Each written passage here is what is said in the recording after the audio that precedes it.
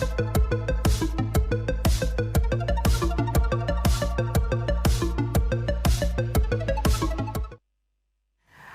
afternoon to you. Thanks for joining us on the program Flipside. My name is Daisy Leo Asikidi. Today we're talking about something very interesting and sensitive because it involves our earth. Imagine giving up almost of the conveniences in your life to reduce the amount of garbage that you consume, or should I say you produce. I'm talking about giving up things like your favorite toothpaste because it comes from a plastic tube, or giving up your favorite chocolate because it comes in a plastic wrap, or you stop using hair brushes because the combs or the brushes you're using are not made of reusable materials like wood. Now, it might surprise you to know that there are people living a zero waste life in the world today, and I will show you one of those in the course of this discussion. They get their favorite takeouts in food containers made of glass, ceramic, paper, or leaves. Statistics show that many easily recycled materials continue to be thrown away, and 73% of glass containers are wasted, 77% of magazines are thrown away, 75% of plastic containers are dropped, 45% of newspapers and aluminum beverage cans are amongst the waste we produce yearly. Foods end up in landfills and they generate about 8 to 10% of global greenhouse gas emissions. Humanity generates an estimate of 2.24 billion tons of municipal solid waste annually, of which only 55% is managed in controlled facilities. Now, another shocking thing is that every year, around 931 million tons of food is lost or wasted, and up to 14 million tons of plastic waste enters the aquatic system. With the amount of damage our waste is causing to us and to the earth, many products today are still not designed in reusable materials. And today we're going to join the UN because they've launched March 30th as the International Day for Zero Waste. We're going to join a voice with the United Nations to create awareness on Flipside today. Once again, my name is Daisy Leo Asikidi, and joining me on the show are two very involved people in waste management practices in Edo State. I have here Ubre Joe Maimuni. He's an environmentalist and he's a waste management administrative in Friends of the Earth. Good to have you on the show today. Thank you. And then we're wearing almost same kind of glasses. Melody here, and she's a waste management project officer. Good to have you here on the show today. Thank you very much. All right. So the UN is talking about zero waste. And the first time when I heard the word zero waste, what came to my mind was where we should not be destroying foods or materials that come from before they get to the producers, before they get to the consumers. We should be careful how we carry our food. Those were the first things that came to my mind. But when I did more research, I saw it was even way broader than just food. So let's start with what zero waste is, the zero waste approach that the UN is talking about. What does it mean? Is it the same thing as recycling? Is it the same thing as composting, reusable materials? What exactly are they talking about? Okay, thank you very much, Daisy. First of all, I want to say that in your introduction, let me just draw us back. I am the administrative manager for Environmental Rights Action Friends of the Earth Nigeria and the lead for the waste management program for the organization. So for zero waste, I want to commend the UN for actually flagging this up and making it an important campaign that should be celebrated globally. The zero waste concept actually started from the civil society angles. International groups started calling for the world to move to transit to zero waste instead of the normal conventional way of managing waste. So the zero waste concept that is being celebrated globally, I think, is a step in the right direction. Okay, so what's zero waste exactly? Well, zero waste is a practice, it's a principle that seeks to, kind of guide different entities to ensure that materials that are produced have a kind of connection with Mother Earth. Every material that is produced or used in packaging should be environmental friendly. That is what the concept of zero waste is talking about. It has two elements. The first element is environmental protection. The second element is the respect for human rights. Interesting. Okay. I'm going to ask you this now, Melody. How does this garbage we're producing really affect the earth? Because I remember reading in a magazine a very long time ago, maybe up to 10, 12 years, where they were saying 3 years ago we did not have produced lots of plastics in the world. Or fast forward to today, most of the produce we have are kept in plastic or aluminum cans, and they were forecasting the danger that's going to be or bring. But it's quite convenient. But bad as it bad, what exactly are the damages this garbage you produce cause to our earth? Okay, waste generally is it has a lot of negative impacts to the environment, and it affects us directly and indirectly. For instance, the human health and our well-being. When we look at wastes that are being dumped in the landfill, like what we do in Nigeria and several other places, we find out that when we store waste there, they release methane gases into the atmosphere. And this methane gas is one of the things that causes climate change, and is not good for us as humans. Then also, there are a lot of air pollutants that the waste emits to our environment too. Then in the situation of the ocean ecosystem, just like you talked about the fishes, these plastics, they are not biodegradable. And because of that, sometimes they break into pieces, and these pieces, the fishes feed on them. At the end of the day, we'll go to our fishermen, they go to the river rather, and get these fishes. At the end of the day, we find out that we are consuming this same plastic. So that is a big challenge. Then in illegal disposal of waste and allowing the waste cans to get filled and litter the environment is an eyesore. Our dump sites is an eyesore.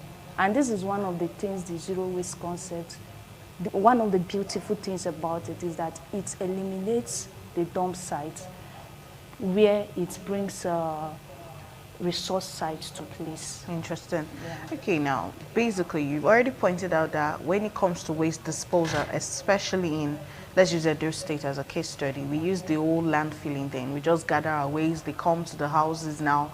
They even give us waste management receipt. So you pay, like NEPA bill. We have bills now, and they carry this waste and they take it to a particular place and they just dump it there. I imagine how the people living there really do around that area survive, as you said, about the smell. But Obre Joe, which name should I even call you now? Should I call you the Joe? Obre Joe is my surname. My name is my first name. So anywhere you want. Oh, okay, okay. So yeah. Mr. Obre Joe is recycling, because one of the things zero waste seems to be projecting is reusable materials, recycling. So even these plastics, aluminum cans, there are things they can reuse them for.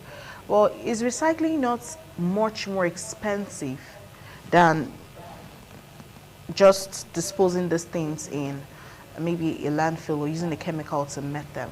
Is it cheap? Well, the environmental depend on the cost that you are looking at. But the most expensive thing that you can see is that of environmental cost and the human health cost. Okay. Now, let us look at recycling. Recycling is 1/7 of the solution that we need in the waste management sector, because it started with 3 arrows. Of course, they talked about reduce, reuse, and recycle. But today, the world has moved beyond 3 arrows to 7 arrows. Some are even practicing about 9 to 12 arrows. Okay, so recycling is just what 7, because I am working at the moment working with 7 arrows. I am not working with 3 arrows, because when you want to go by the concept of zero waste, you have to move beyond the 3 arrows and focus on 7 arrows. What's the 7 arrows? Okay, so the first arrow is, first of all, rethink. Okay. Rethink, refuse, reduce, reuse, recycle, repurpose, and there's another, I think there's another element, repair, is among them. You see that recycling is just an element among these 7 arrows that we mentioned. Recycling is a beautiful concept, okay, but since the concept of recycling started, or since governments started adopting recycling, since people started investing in recycling business, only 7% of the waste that have been generated since 1959 has been recycled. So, 7? Yes, 7%, which is to tell you that recycling alone cannot address the waste management crisis globally. So we need to focus on policy-driven waste management approach that actually brings zero waste on the table. So we have to look at the concept of the circular economy. It revolves around the 7 arrows, which means there is nothing that is wasted. Every waste that is produced is useful. Okay? What seems to be a toxic waste to one sector is a raw material to another sector. So that is the concept of zero waste and that of circular economy. But for zero waste to be effective, for recycling to be effective, it must be policy driven. I think that is an issue we need to look at critically. Interesting. 7 arrows. Okay, refuse. It's really not easy to refuse. Now, this issue, this publicity, this information that we're passing to the world now about the dangers of some of the things we're consuming, some of the things we have, the dangers of the materials which we used to carry even our own produce. This campaign has been on for a while now. People are talking about especially the plastics in the ocean. But apart from plastics in the ocean, there have been several campaigns about waste management, waste disposal, recycling, and all of that. Do you think Nigerians are tilting towards the green economy policy? Do you think we are ready for it? Do you think, have you noticed any changes regardless of all the talks so far? I know your organization also does some sensitization. Melody, please.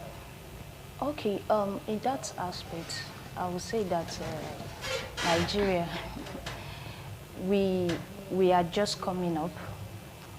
Like what my senior colleague said, he said the recycling process in Nigeria, if we look at that aspect, we find out that a lot of persons are going into recycling in Nigeria, but that does not mean that the business is competitive.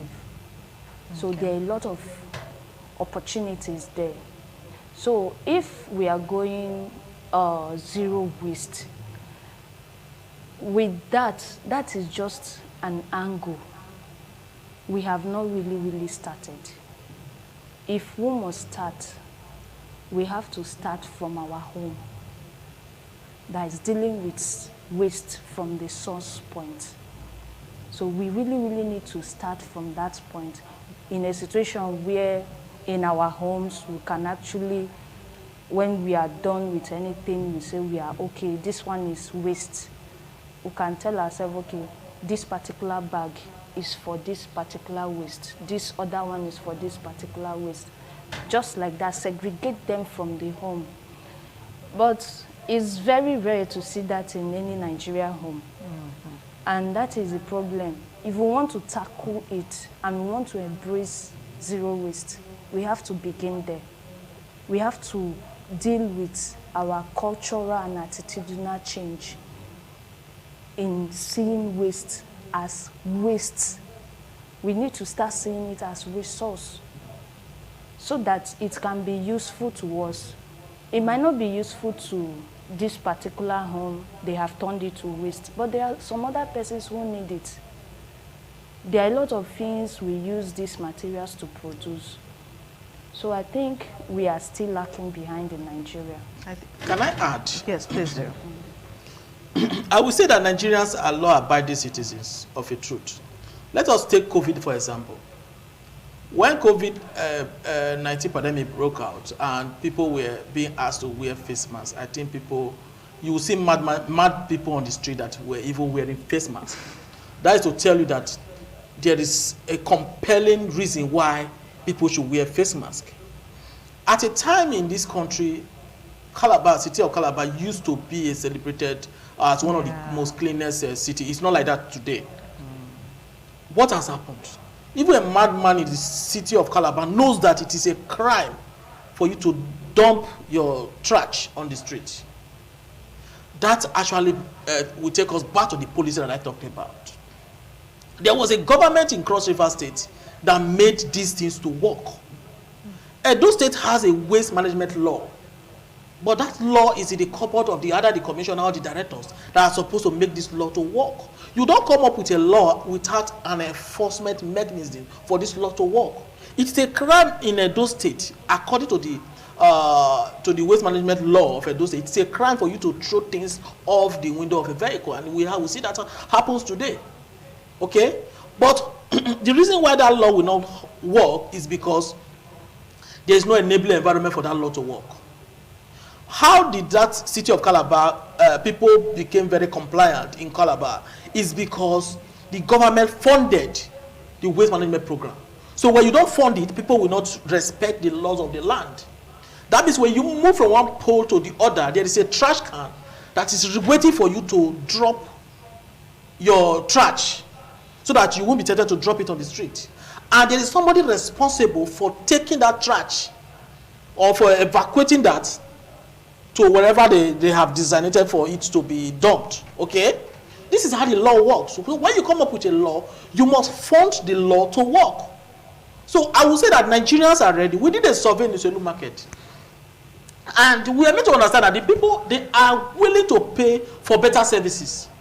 Yesterday I went somewhere and the waste managers came to collect their normal routine waste evacuation from the street.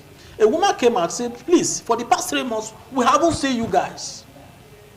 Now you are here, you want to evacuate the ones that we have been able to manage to reduce.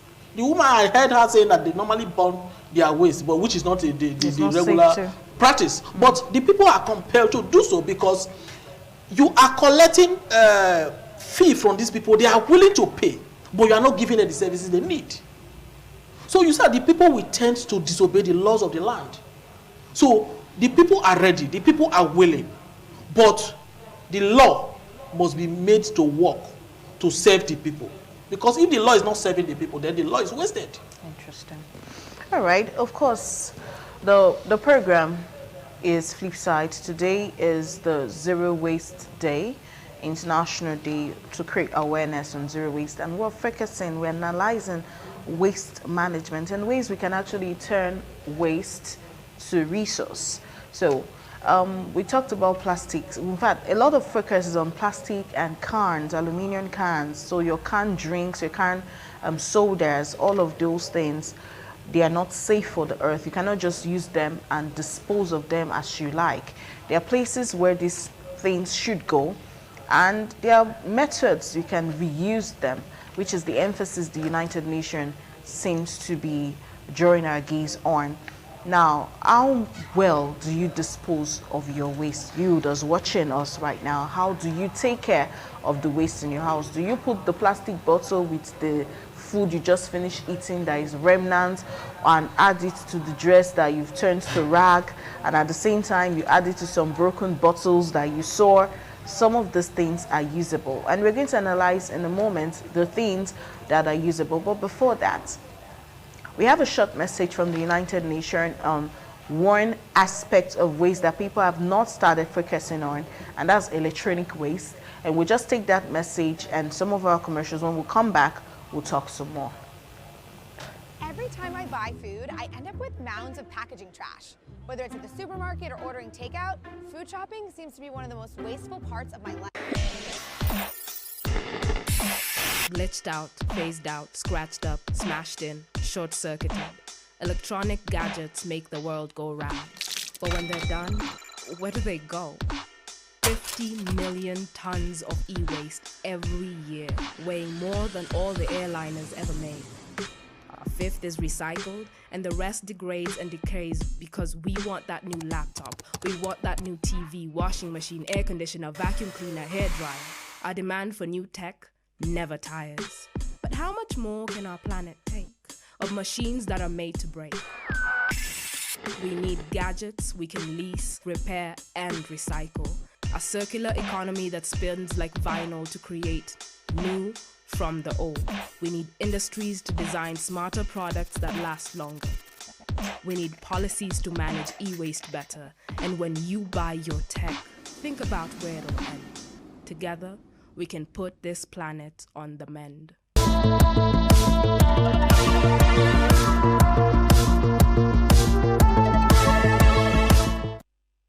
Now, we're talking about zero waste, and the International Day for it is not today, though. It's tomorrow, which is Thursday, but we're already creating awareness on waste management, especially in Edo State. And we see waste all over. We see waste everywhere.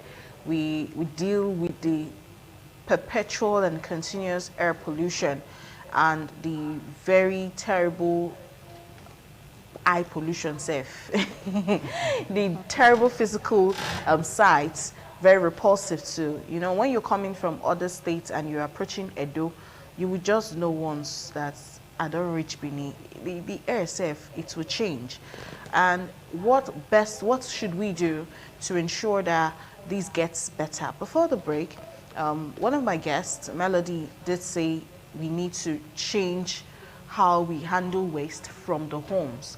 Or in the pictures we saw, while we're discussing, you see waste bins, green colors, yellow colors, red colors, and different colors of waste bin. But in our houses, we just build one place and we dispose of it too. But I'm going to ask you, Joe, what's the best way we should dispose of our waste from the homes? Well, I think I don't want to use the word waste disposal because as a zero waste advocate, we've gone beyond disposal, okay, to managing our waste effectively. But the best way, first of all, to actually manage our waste very well from the home is for government to provide the enabling environment. Let us practice what other developing countries are actually doing. Removing the sole right of managing the waste from the state and give that right to the local government. I think that will be more effective. Because if I cite the UK example, the local government is responsible for the management of waste. That means as you move into your apartment, you are giving those waste receptacles assigned to your apartment. As you generate, you have that consciousness that you are not supposed to mix up your waste at home.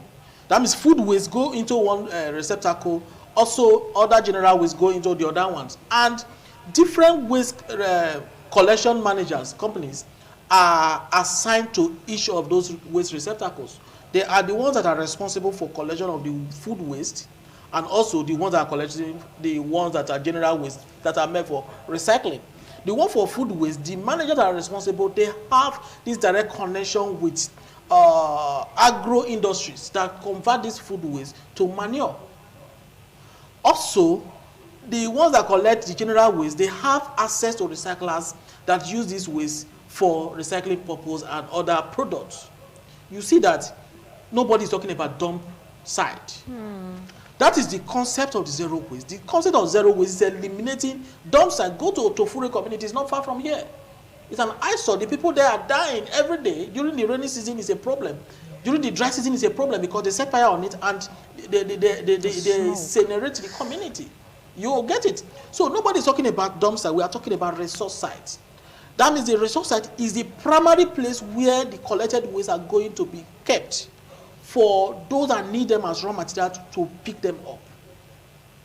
If you look at those that we see as aboki that picks this waste, what they go through in Otofure dump site and other dump sites across the country, you will feel for them, and these human beings. Because hospital waste are mixed up with food waste, with trash, even dead babies, they are found in the Otofure community. Yes, I have the record, I have the report of that. Dead babies. Maybe that we are thrown out through abortion or any other that process, they just package them and the waste manager pick everything and dump everything together. And those that actually found this are the waste pickers that sought for their desired item. So the government need to start thinking on how to absorb the waste pickers into the waste decision-making processes so that those people can actually be carried along and their work can be made easier. Personally, I do practice waste segregation at home. Even if you practice waste segregation at home, that purpose will be defeated because when the waste manager comes, they will model everything together. So what is the need? So the policy needs to set out clear responsibility in the waste management sector. Who is responsible for picking of food waste?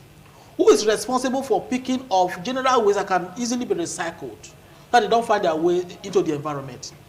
What are the plastic withdrawal policies?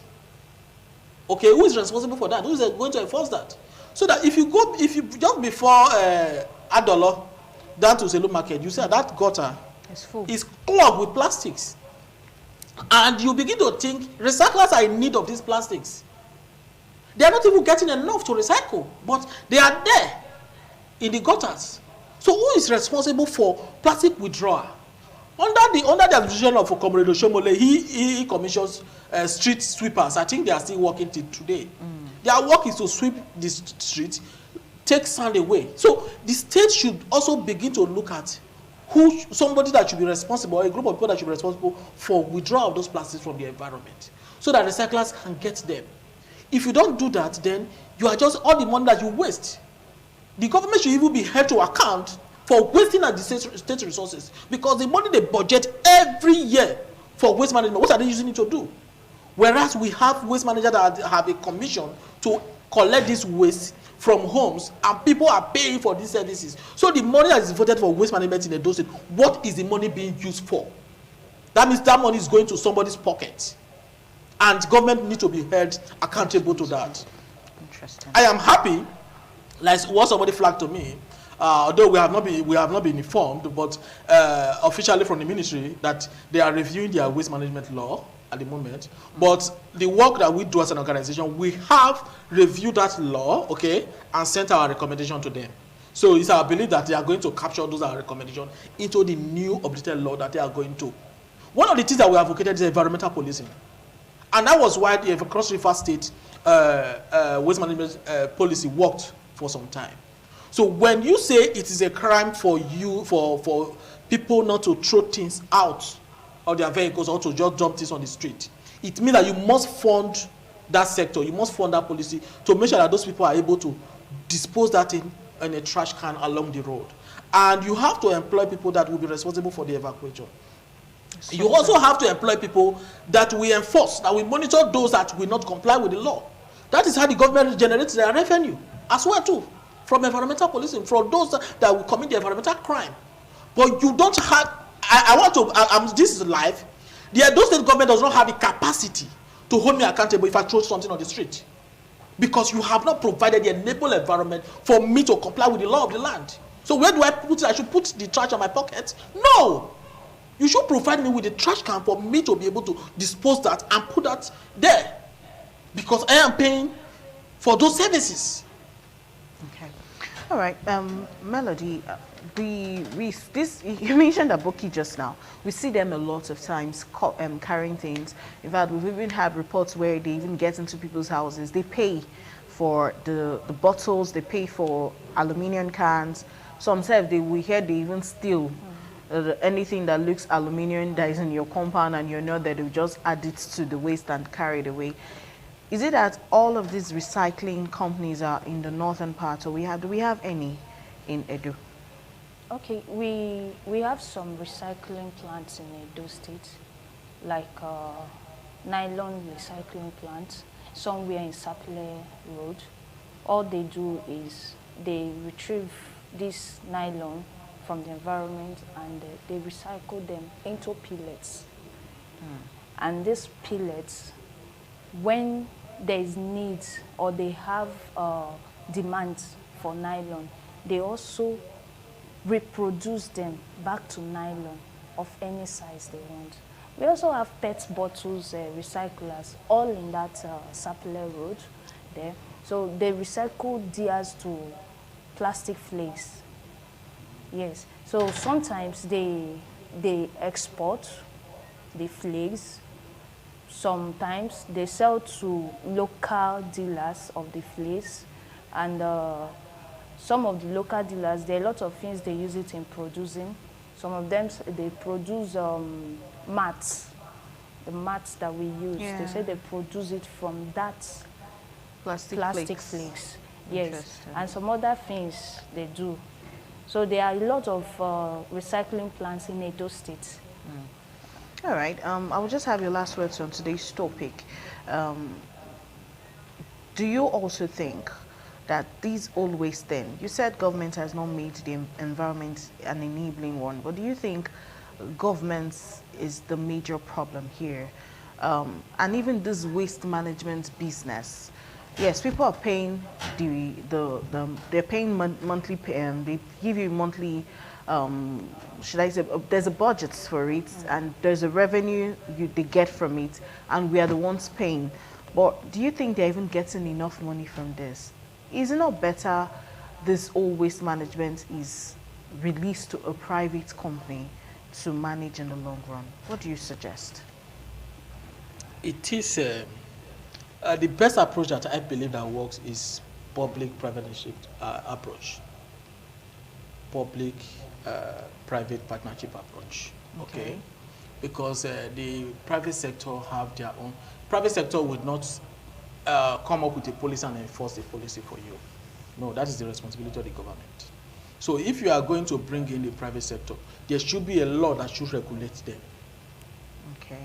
Without that, the purpose will be defeated.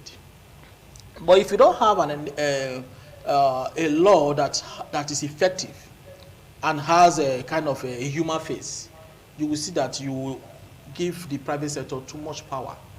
Okay, they will even generate this money and they will not pay a dime back to the government. So that connection should be there. But the surprising thing is that if an individual can set up a recycling plant, why can't government do that? Are you telling me that an individual is richer than the government? No. It's the political will to do this. And one of the things that is wrong in governance is that they give all these offices to political loyalists. I personally, not experts. I feel government is terrible at business, naturally, all over the world. I think government is terrible at business. There's just too much on their plates. Business is, it's difficult for governments to actually be into business. Well, I think it depends on those who are the helms of affair. Because like the British government, they are strong business, it's a strong business entity, I would say that. UK generates a lot of revenue from different sectors and they are accountable to what they generate. Okay? The reason why it looks like anything that has to do with government doesn't work is because people personalize it. What the personal gain that I will get from it, not what will work for the people. So the government actually can generate a lot of revenue from waste management. They can. Now let me give you an example how they can help people, because when Governor Obaseki came into power, he promised some 200,000 jobs a year. But today he has failed. I don't think he has been able to provide even up to 50,000 jobs a year. It doesn't. I don't think he has the machinery and the mechanism to do that. I don't think you can say categorically that he has failed. I'm responsible for my statement. What I'm saying is this. No, because if you cannot substantiate that fact, or that statement, you can't give me an evidence now that this is the exact number he has generated, then there's no need to say it. Okay. But what I'm trying to say is this. What I'm trying to say categorically is this. You can generate a lot of revenue, a lot of jobs for the waste management sector. Okay. That is why I'm saying that we have not seen this happen. So you cannot tell me that where are the 200,000 people, which sector are they working in this state? I live in this state, I understand, I know what I'm saying, okay? But what I'm saying is that it's a little policy. Coca-Cola, we did a brand audit. Coca-Cola don't mention any brand. Don't mention any brand. Just say one of the bottling companies. I think that works. Sorry. Coca-Cola. No, you cannot mention any brand. But okay, since you really want to, we're about to end the show because I have a video of someone who's already living a zero waste lifestyle. The person is not in Nigeria. Nigerians are just at the first hour. You mentioned 7 hours. We're still at that first stage of rethinking. We're just getting to know that something like this exists, and we're trying to understand how it even works. We're just starting. So, but there are people outside of Nigeria that are already living this lifestyle. They're already practicing it. Yes, policies have been put in place to make it easier for them. It's a very intimidating concept, but because of the environment they live in, it's getting better. So this is the future we're advocating. And on that note, I'm going to leave you with that video where you know that a zero waste approach to living is a possibility. It's a 7-minute video, and I think we'll just end the show with that. Every time I buy food, I end up with mounds of packaging trash. Whether it's at the supermarket or ordering takeout, food shopping seems to be one of the most wasteful parts of my life. And apparently, I'm not the only one. According to the EPA, 23% of the trash that Americans are sending to landfill comes from containers and packaging. And a good portion of that is food packaging. Considering the average American creates 4.4 pounds of waste every day, that means we're using almost a pound of packaging every single day. If we were to change our habits and create less waste when we grocery shop, one person could prevent a significant amount of packaging from going to landfill every year. Luckily for us, the zero waste grocery movement is helping us do just that. So how do you grocery shop without creating trash? To find out, I visit a zero waste grocery store, learn how to cook a zero waste meal, and use some zero waste grocery hacks at a regular grocery store. I'm Lucy Biggers, and this is One Small Step. I'm heading to Precycle. It's a zero waste and bulk grocery store in Brooklyn, and it was founded by Katerina Bogatireva, and she's been passionate about this low waste, zero waste lifestyle since she moved to the US from Latvia. I do remember going to shop with my own container, and that was absolutely the norm. There was no plastic bags, and if there was, they were kind of viewed as fancy, and they were cherished in a way. Zero waste grocery stores are better for the environment than regular grocery stores because there's no pre-packaged or pre-made foods. So you're saving on packaging, and specifically plastic packaging. There's just so much media attention now around plastic pollution and like our oceans. Is that something that motivates you when you were creating the shop? Absolutely, yes. I think that maybe people think it's just me, I'm gonna make a small choice, but strength in numbers, you know, if it becomes part of norm, it becomes culture. We lived without disposable plastics before, and I think we need to unlearn some things. It doesn't have to be inconvenient, it's just switching the habit, and I think it's totally doable. We're gonna have also liquids in bulk, olive oil, vinegar, also honey and maple syrup. So you're thinking also when you're picking out what vendors to use, you're looking at the packaging that they're sending it to you. Absolutely. In fact, Precycle is a product of more than 3 years of research and development. I think suppliers are a little bit upset with me because I talk to them all the time. Okay, you need to give me exactly how this product is going to be packaged. And some of them say that I've started conversations in their companies to rethink how industry works. So what type of packaging is better, in your opinion, than plastic? Ideally, it could be something that can be rotated. For example, for laundry detergent is a plastic bucket, but the good news is that they will take it back and send me new ones. So we're gonna keep it in rotation. So I've asked Katerina to help me with a recipe that I can buy all the ingredients in her store. Now, what are we gonna make? Winter grain bowl. It's gonna involve some rice, some vegetables, sweet potatoes, some spices, and a little loaf. So basically the key to buying in bulk and not creating waste is you bring your own containers. Okay, I know that's a plastic container, but it's reusable, and I'm a firm believer you don't need beautiful mason jars to go use the bulk bin. So bring whatever containers you have at home, and you can do this. Back to the video. I actually just brought this Tupperware from home that I already had, and we're gonna put rice inside of this. The first step is you wanna know how much your container weighs. So I just put my container on there. I'm just gonna write 0.066 on my container, so now I always know, and they'll always know how much it is. And when I'm checking out, I'll show you how this weight comes back into play. So I'm just gonna do jasmine rice. Now for some pine nuts, lime. And there are stickers on this, but why is that? It's unfortunately I cannot get them without stickers. I'm working on it, that's next. Those little stickers are called PLU stickers, which stands for price lookup. The number on the code is standardized to make shipping and checkout easier. If you really want to avoid PLU stickers, one option is buying directly from a farmer at a farmer's market. Some sticker-free garlic, 3 sweet potatoes. This is chard. And we're in a situation again where we've got a little sticker, but that's kind of just the nature of the beast. So the recipe calls for some spices, salt, pepper, red pepper flakes, and olive oil, but I already have those things at home, so I'm not gonna buy them new right now. But if I wanted to, Katerina does have all these spices in bulk. I could get one of these little jars, or I could bring a jar from home, and I could fill it up with these spices, and I could buy spice in bulk. Okay, so now it's time to check out my rice. The weight of my rice in container was 0.51 pounds, and she subtracted the weight of the container, 0.066 pounds. So I got charged for 0.444 pounds worth of rice. And so my whole total for all of that food, and it's so delicious and fresh, is $11. According to the Food Marketing Institute, 8% of the price of our food comes from the price of packaging. So no packaging, no price hike. Now it's time for me to cook. I'm definitely not a good cook, but Katerina's given me some good instructions and hopefully I won't mess it up. Rice is in. I think I boil it. I don't know what I'm doing. So because I'm trying to make the zero waste, these are the little scraps from my meal that I'm gonna be composting at the end. It's done.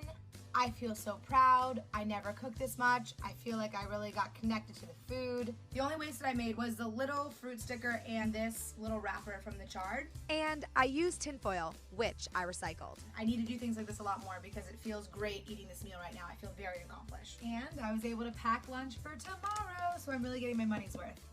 So I know that not everyone's gonna have access to a store like FreeCycle, so I'm gonna take what I learned from Katerina and I'm gonna apply it to a regular grocery store. Tip 1. Avoid unnecessary packaging by buying unwrapped produce. These are apples cut up in little tiny plastic packaging inside another piece of plastic. Bananas, apples, lemons, limes, avocados, they don't need to be in packaging. Tip 2. Bring your own produce bag. If you want to put your produce in bags, bring reusable ones. There's a lot of options online that make this really easy. Tip 3. Find a bulk section and use it. A lot of grocery store chains have bulk sections. Whole Foods is one example. Bring your own containers and take advantage of it. Even if you cut down on your waste by just 1 or 2 items, that is a win in my book. Listen, I'm not saying all plastic packaging is bad. I understand that it's convenient, and for people with limited mobility, packaging can provide greater access to certain foods. The food packaging industry argues that food packaging prevents food waste. But Americans lead the world with the most plastic packaging waste per person, and we lead the world with the most food waste per person. So all that packaging doesn't seem to be helping. Obviously, something is going seriously wrong for Americans at the grocery store. I think a lot of us just aren't conscious of the waste that we create, and so we gravitate toward the most convenient option, which is usually the most packaged option. From making this video, I've realized that as consumers, we have the power to vote with our dollar and support businesses that are creating less waste. If enough of us buy unpackaged food, then companies will create items with less packaging. So next time you're at the grocery store, use your power and take that one small step to create less waste.